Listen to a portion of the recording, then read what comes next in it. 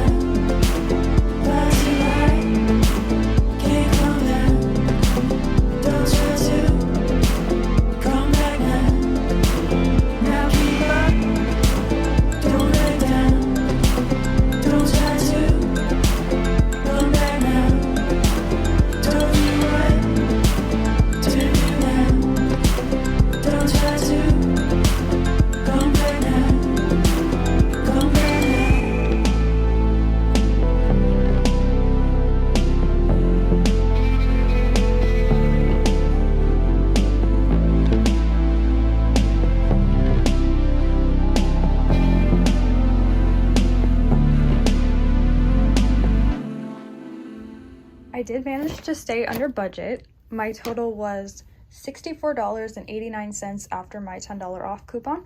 So let's dig in. I got these little cuties. They're like in their own mini pots. These were $4.99 for the set of 3. This is something I've been looking for a while now.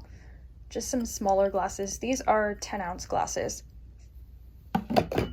And these were $5.99 for a set of 4, and I got 2. I did manage to find some frames. These were $4.99 each, and these, they're like a metal chrome. They were $7.99 each. I got these packing cubes for a gift. They were $4.99. It comes with 3. One of the big ones and 2 of the little ones. Next up, I got some reusable bags. These were about $1.29 each. Here's what they look like unfolded.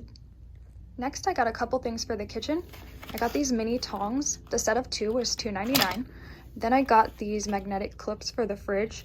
They were also $2.99. I did find a jar for my rocks. This was $1.99. And just for comparison, that's what I have them in now, and the lid doesn't even close. And lastly, I got this big IKEA bag. This was $2.99. So that is it for IKEA. I think that was a pretty successful trip. Thanks for hanging out with me today. Next time, I think we will do a thrifting trip.